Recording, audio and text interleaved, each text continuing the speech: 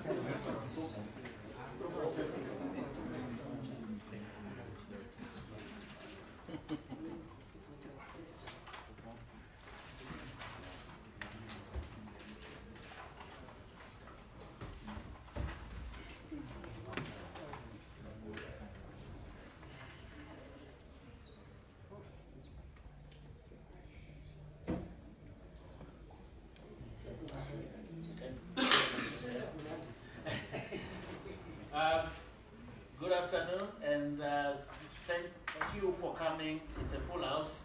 We hope that your mics will be able to pick the sounds because our system is down for some interesting reason. But I will hand you over straight to the Chief Secretary of the President and Cabinet.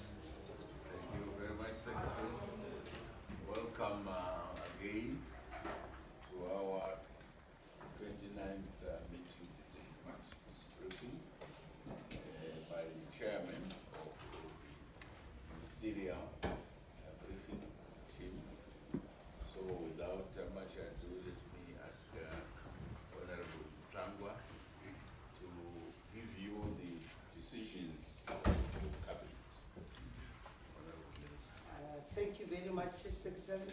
And once again, welcome to the 29th Decision Matrix. With me, I have Honorable Chasi, Minister of Energy and Power Development. And I hope we'll be joined by, it looks like we are going.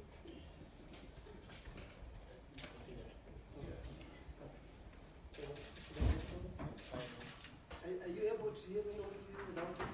Yes, Oh, okay, so I can go ahead. Cabinet considered and approved the National Biofuels Policy. This policy was presented by the Minister of Industry and Commerce as the chairman of the Cabinet Committee.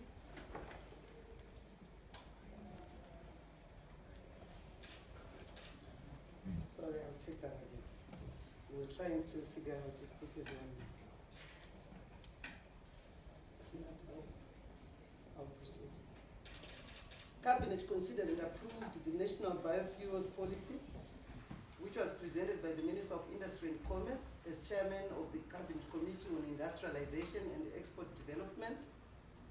The proposed National Biofuels Policy will guide the biofuels sector during the period 2018 to 2030 in promoting the implementation of viable biofuels projects in this country.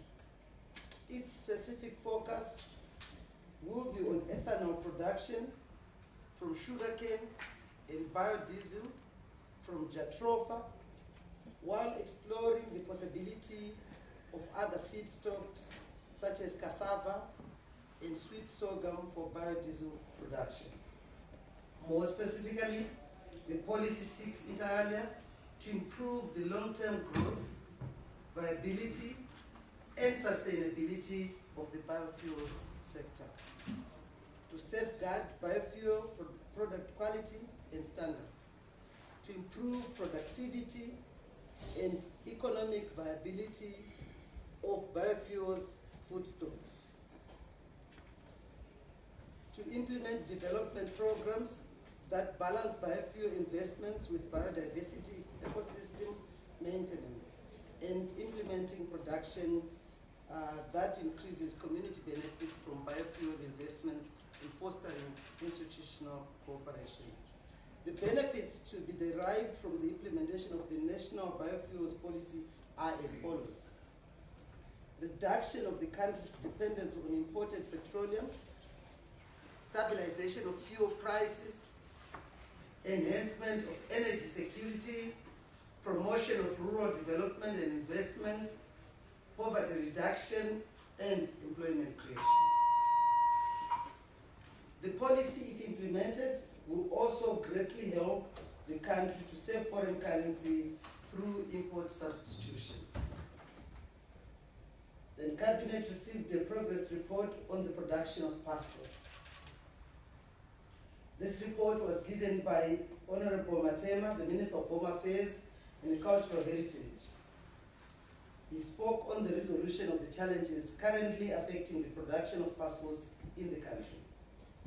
The Minister advised Cabinet that the new equipment and consumables which are required to upscale the production of passports had now been procured. Following this development, the Registrar General's Office now has the capacity to produce 800 passports per day, up from about 60 passports, which had of late become the daily maximum output. Government will continue to mobilize further resources in order to ensure that the daily maximum production of passports is raised to 8,000 passports a day. The Central Registry will also take advantage of the idle capacity at the Fidelity printers to further boost the production of passports. Government once again wishes to assure the nation that the passport production backlog of more than 300,000 will be cleared very soon for the convenience of our citizens, both within Zimbabwe and outside in the diaspora. That's about passports. Cabinet also received a report on power and fuel supply situation. Cabinet noted with satisfaction the significant improvement in the supply of electricity following the unlocking of imports of 400 megawatts from ESCOM as from the end of last week. This has seen the de-escalation of the load shedding schedule from stage 2 to stage 1. This positive development should help boost economic activities in the economy in general, as well as bring greater convenience to our citizens and stakeholders. Efforts are now on negotiations with HCB of Mozambique for the supply of additional power imports with a view to ensuring a return to normalcy in terms of our power supply in our country. Some holders of licenses for power generation projects have since been issued with show cause orders for them to explain why their licenses should not be withdrawn over inordinate delays in the implementation of the projects. On the fuel supply front, Cabinet was informed that this fuel supply situation has registered some improvement following the resolution of the technical issues which had been encountered earlier in the week. Cabinet also received a report on disbursements of funds for the rehabilitation of business affected by the 14th to 16th January 2019 violent demonstrations. Cabinet was informed by the Minister of Finance and Economic Development, Honorable Professor Mthuli Ncube, that the remaining 20 million from the fund, which was set to rehabilitate and restock businesses affected by the 14th to 16th January 2019 violent disturbances, was disbursed the previous week. This should assist the affected businesses and communities to re-establish themselves, create employment, and provide valuable services to our citizens.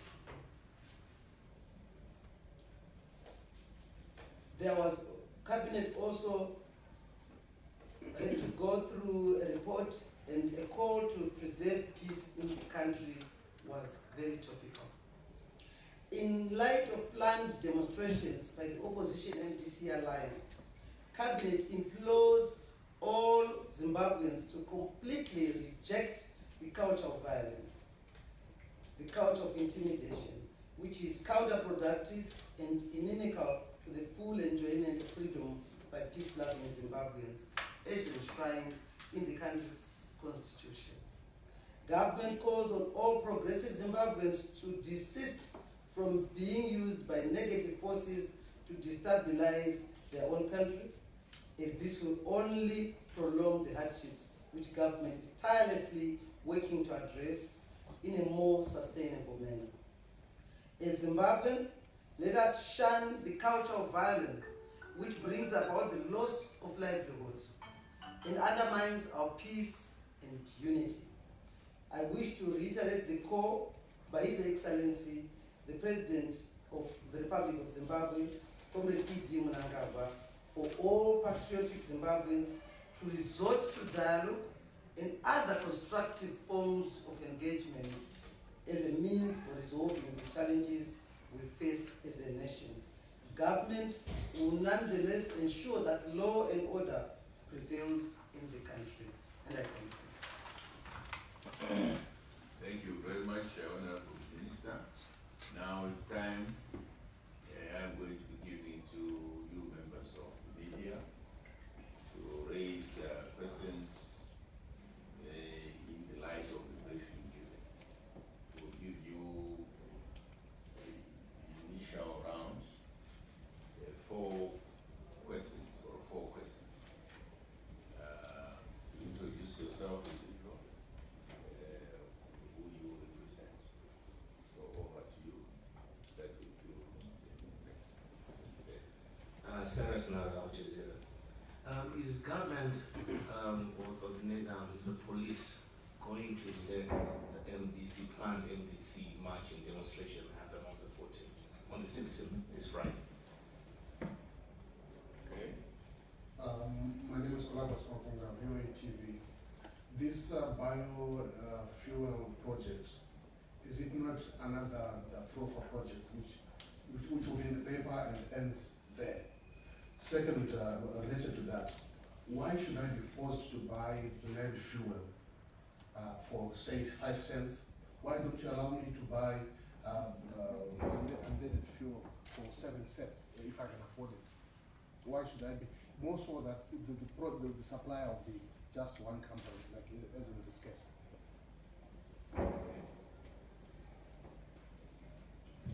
My name is Maxwell Tabataba from Star FM Radio. My question goes to Minister Chasi. I've heard Minister Mshangwa mentioning on the issue of returning to normalcy if government tries to negotiate with Mozambique on the issue of power. My question is, considering that water levels at Kariba are now very low, do you think we are going to return to normalcy, as you mentioned, even if you are given electricity from Mozambique? Okay.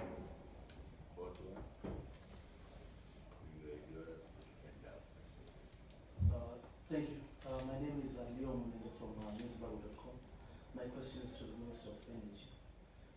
When we were here the last time, we learned that government is paying $890,000 per week. I just wanted to know how much we are paying for the relief deal which you struck with the ESCOM, the 400 megawatt deal. Because the 890,000, we understood that is so as to service the debt which we already have. If I'm mistaken.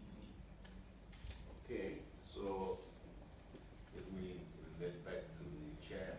Sure. To check the answers. Thank you very much. Silas from Al Jazeera. Is government going to allow demonstrations? First of all, government, there is a constitution in this country. We've got the supreme law of the country which allows citizens to demonstrate peacefully. And there are certain procedures which are followed. And I'm sure if once that those procedures are followed, government upholds the constitution. The second question, I couldn't get your name. Columbus Novel. I really want to know you at the end of Columbus. Yes, thank you very much, Columbus. And that is directed to you, Minister. It's on the biofuels policy. It's saying, are we not going to say another Jatropha? And why force us by ethanol? Thank you very much, Columbus. You described the document that was approved as a project. It's not a project. It's a policy. Sorry, it's a policy document. So what has been approved is a policy document. Now, that policy document signals government's intention to move in a very strong way towards biofuels. Even if we wanted to play games, I don't think this is the time for it. We need to develop a good mix of energies, and this policy is an example regarding government's attitude towards managing the risk that is at Kariba, which is obvious, and therefore all of us to see and understand the implications. But basically what we're saying is we're going to move very quickly. The private sector has a key role to play in the generation of power, even individuals. We're going to be seeing that happening with regards to solar, for example.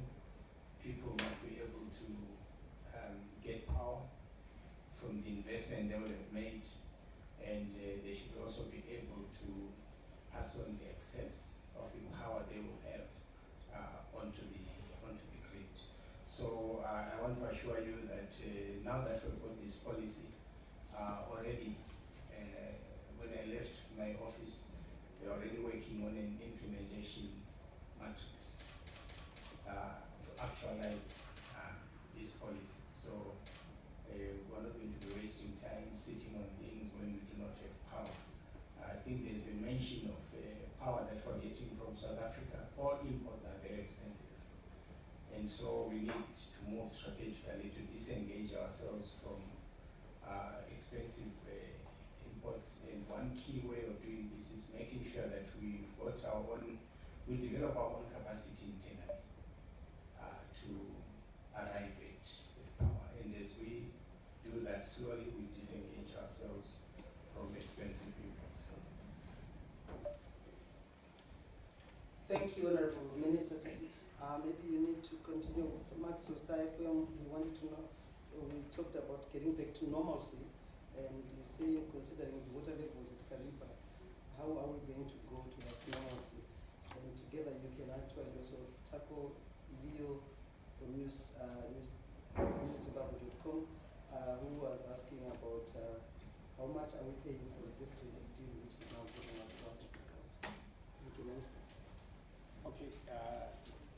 Thank you very much. I have no doubt whatsoever that we are gravitating towards normalcy.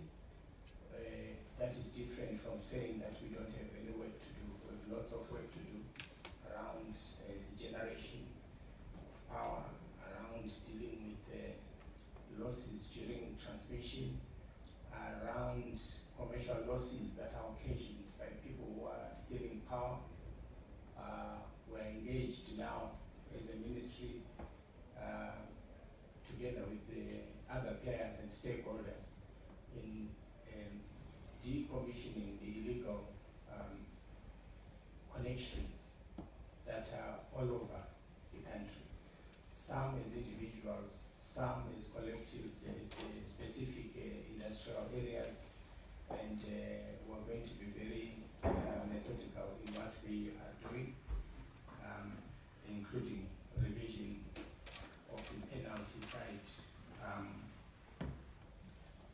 of the law. So part of the processes that we're engaged in now, which includes the approval of the renewable energies policy, as well as today the biofuels energy policy, they are all meant to empower us as a country to have sufficient power,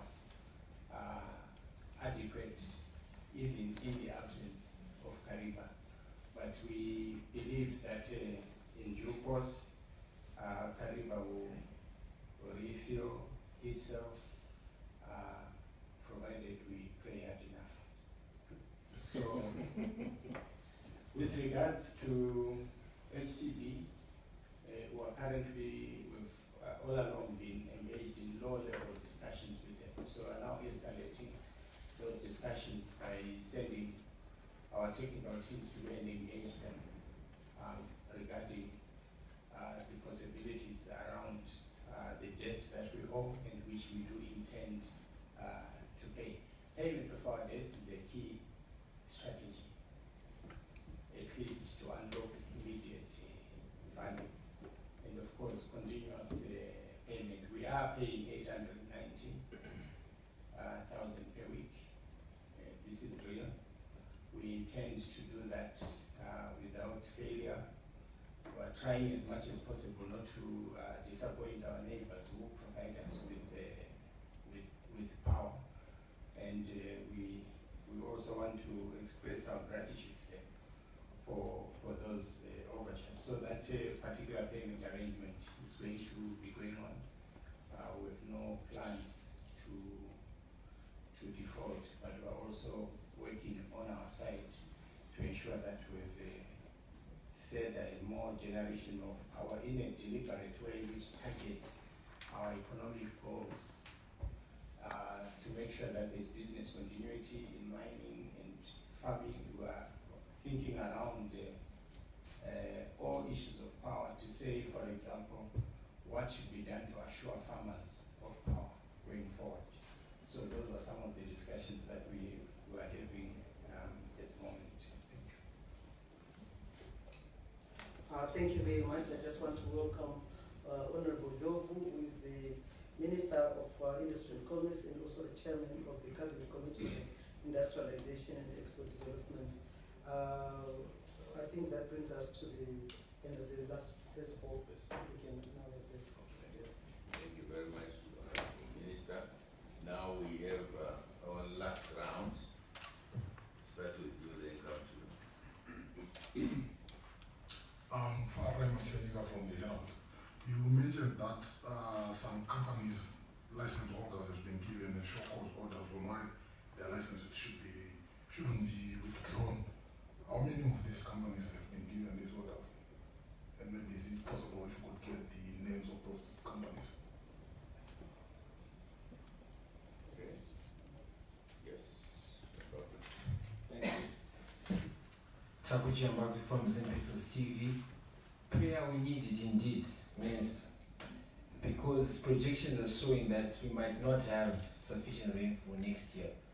But just to backtrack, in Parliament 2 months ago, soon after your sworn in, you highlighted that you were not for increasing the ZESA tariff before also looking at administration in ZESA. Here we are now in a position where we are paying a lot of money outside the country, but you had committed in that parliamentary portfolio committee to say you would first investigate the ZESA management, to say there's someone who was supposed to tell government in advance to say the water levels are dropping.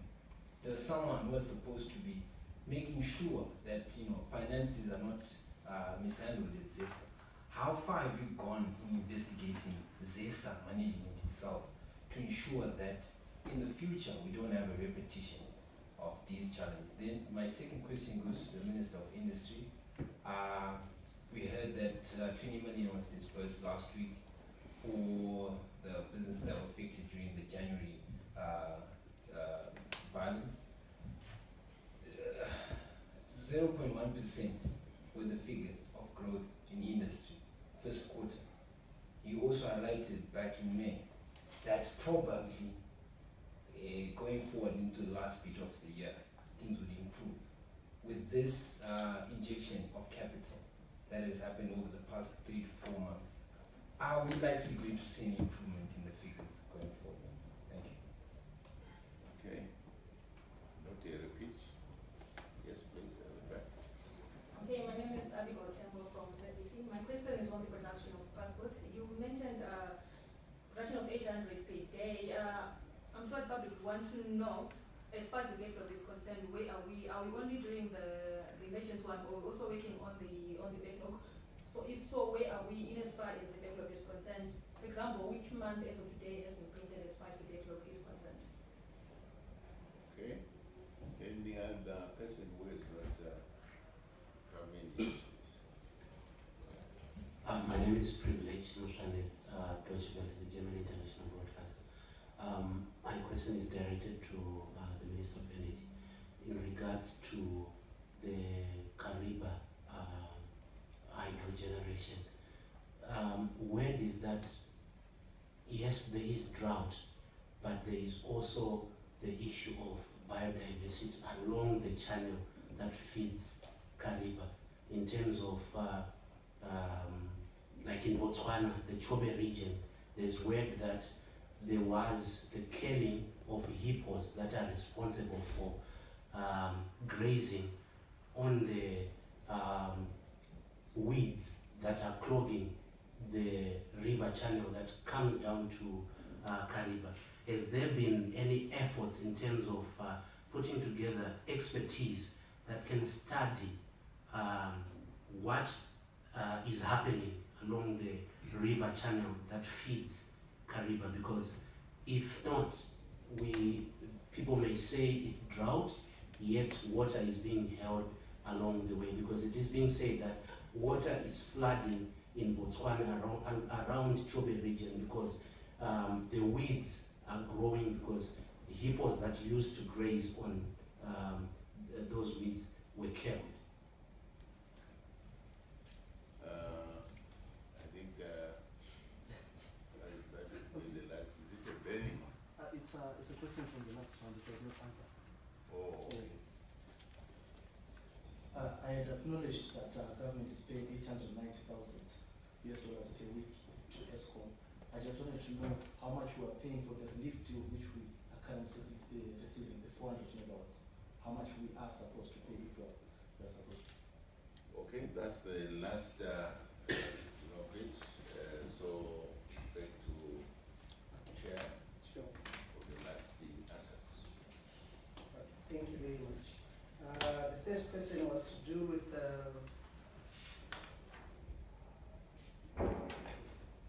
Farai from Herald. It's how many companies? Are you able to say which companies whose licenses may be controlled? Which ones you've given warning? And I don't know whether I should give you all of them one time or you want one by one. Yeah, one time.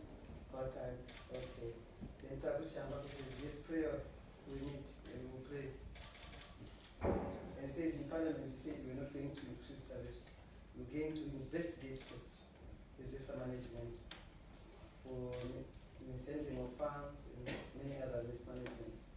How far have you gone in investigating this malpractice? I think then the next one is for industry. Let's take those two. Okay. Thank you very much. I did indicate some weeks ago that government was concerned by the number of licenses that are dormant or not protected. Now, when we issue licenses, we expect that people work expeditiously to carry out the mandate that they've asked for and that we've granted them in the licenses. And our assessment is that we've got a significant number of licenses that have not been operating for a variety of reasons. So what we do is, because we want to be legal in everything that we do, we ask them, and that is what the law contemplates, to explain to us why they have not operated in accordance with the dictates of the license. So we then analyze what their response has been, and if we're not satisfied, we go ahead and withdraw the license through its issuer, who is the Zimbabwe ZERA, what you know as ZERA. That's the regulatory authority in the area of power and petroleum. I'm I'm not able to give you the names at the moment. First of all, because the work is not happening in my office, it's happening at Zera. But I'm taking a very active interest in that process, because we want a clear picture that tells us precisely which licenses are going to give us the megawatts that will help us to knock off the power deficit that we've got on our balance sheet. So that process is ongoing. I'm hopeful that at the next meeting I can give you detail regarding which companies and at what point this process is. This assumes, of course, that I will be given the information by Zera. Yes, Mr. Shambakwi's prayers, but we need a bit more than prayers. We need to do certain practical things.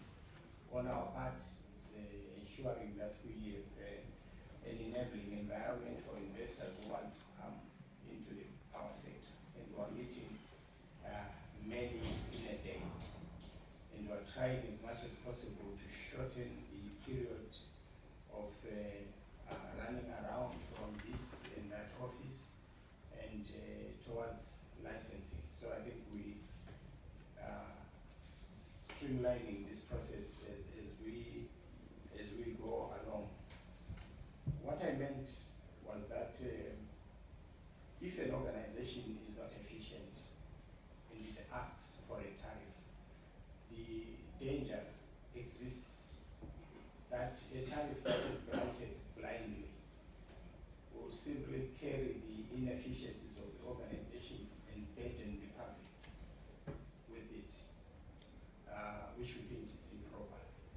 A tariff must contain costs incurred as a result of efficient management of the organization. So costs that are reasonably necessary for purposes of producing power. And so, as you know, it's now history. Government relieved the board that was in situ at the time for the reasons that I articulated at the time. We have a forensic report dealing with ZESA. We've already started executing what that audit report suggested. And so far individuals who have been found to have been complicit in the things that the audit report complained of are now facing disciplinary charges. I don't have the names with me, but we have 5 or 6 senior people who have been charged. And so we'll await the outcomes of the disciplinary proceedings. So the work at ZESA is significant. It's not something that one can do overnight or in a few months. And now we've started the exercise of identifying people who can serve on the board. And in doing so, want to comply with the law. Want to comply with the law insofar as it stipulates gender parity. We would also like to see young people on the boards. There are many who are experienced in a variety of areas. But we deliberately would want to achieve the constitutional imperative of gender parity, and we think it is possible. So a number of our parastatals are already at the point where we need to consider new appointments. So once the board is appointed, execution of the recommendations of the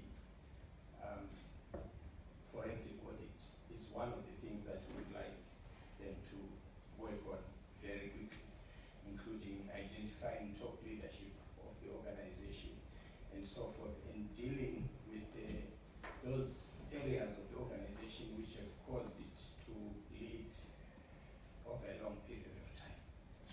So we anticipate that going forward we'll have much more concrete information as to who did what, or who didn't do what, and what is it that must visit them. Thank you.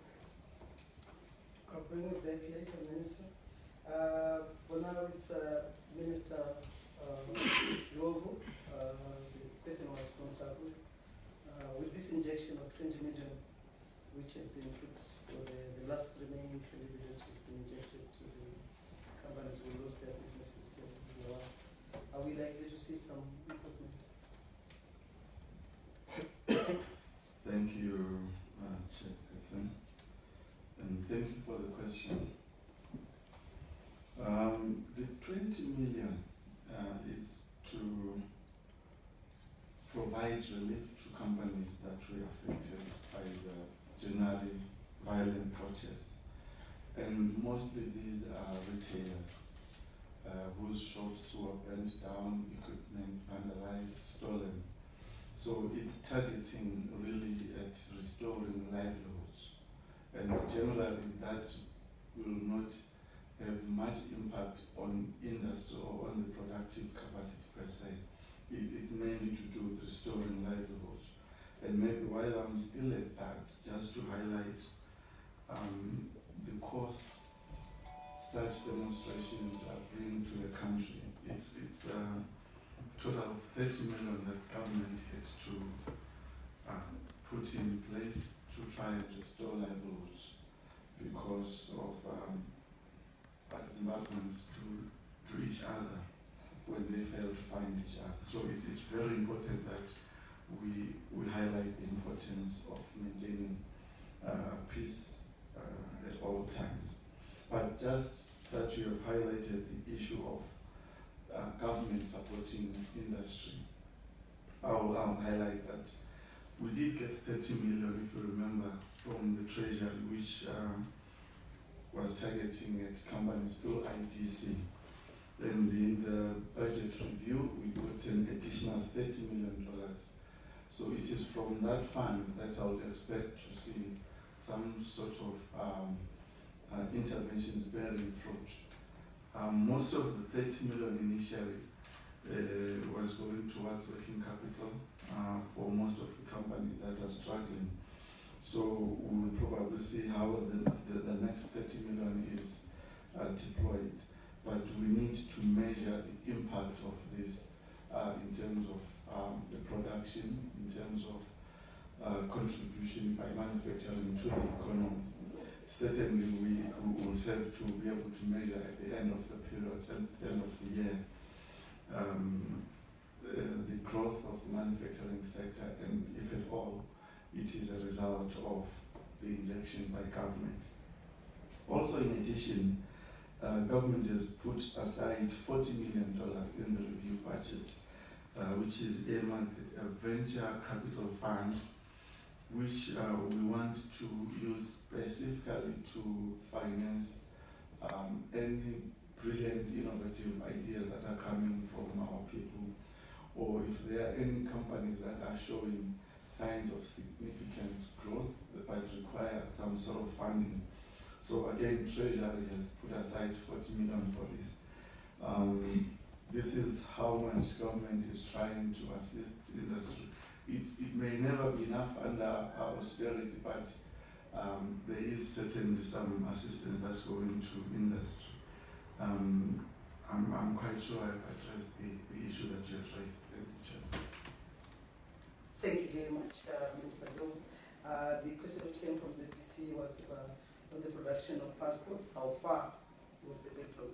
Let me say the central registry has got the plant which is capable of printing passports. What has been delaying is because of lack of foreign currency to import the consumables and the equipment. And now that the equipment and consumables which are required are being now procured and they are already here, most of them, that's why they've moved from producing a mere 60 passports a day, now they are producing 800. And soon they'll be moving up to the maximum production of 8,000. As I said earlier on, there's a backlog, and it's actually a requirement by constitution for all citizens to get their passports, and they'll be working hard. The central registry will be working hard, and they also take advantage of the idle capacity of DLT printers to make sure that that backlog of 300,000 will be cleared very soon. I mean, if you can actually divide, as soon as we reach 8,000 passports per day, that would give us maybe in less than 40 days we'll be able to clear the 300,000 passports, so that Zimbabweans both inside and outside can actually have their passports issued. I thank you. Then I go back to you, Minister Chasi. Josh Vela was asking issues around in regards to Kariba. He said there are other issues to look at.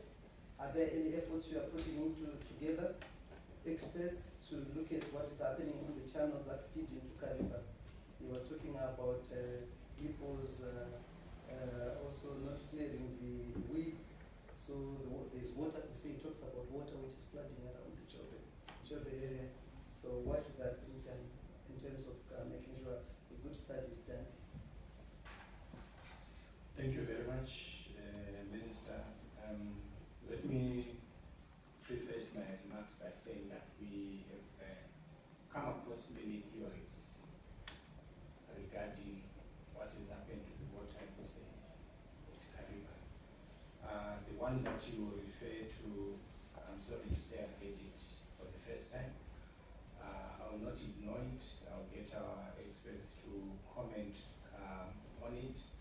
There's also been a theory that the turbines which were put by the Chinese are very big, and so they are wasteful of water. So I don't know whether that is fact or it's just an attack on a Chinese product. But from our own experts, the explanation, and I'm duty bound to rely on them unless I have better capabilities than them, is to say that we have been affected by climate change over a period of time.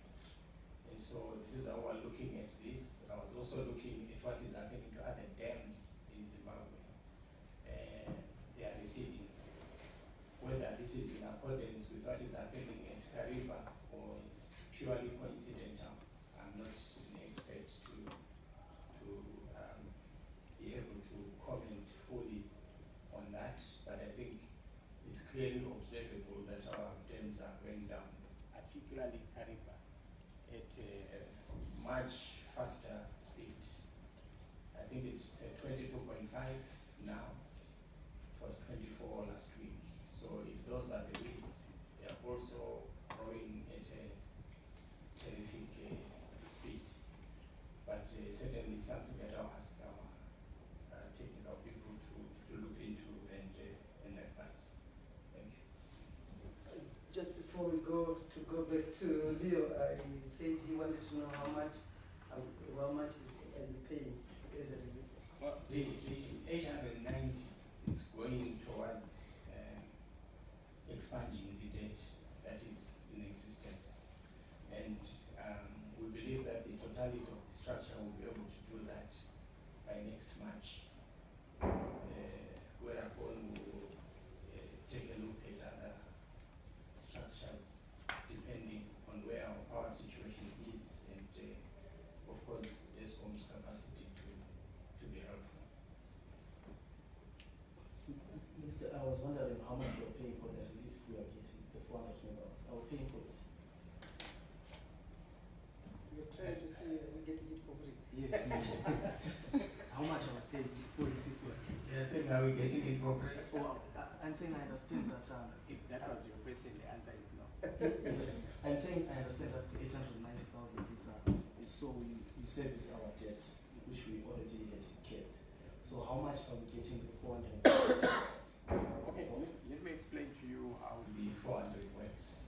When we say 400, it's not as if the entire 400 megawatts is being poured into Zimbabwe at any given time. It's between 50 and 400 megawatts. We choose delivery rate, at which point in time we consume ESCOM power because it's not cheap. We can't just take all of it and say 400 megawatts. We rely on it also as a fallback position, apart from it giving us some relief. We don't want to overuse it. We want to be in a state where we can access it when, for example, we have problems with one of our thermals and we've taken off parts for repairs and that type of thing. So the bottom line is this is power that we have to pay for, and we will pay for it but the quantum depends on what we spend in a particular day. And our definite is 50 megawatts, but we can operate anywhere between that and the 400. I hope I've been helpful. Thank you. Thank you very much, Mr. Senator. Back to you, Mr. Senator. Thank you, Honorable Ministers, to the Chair,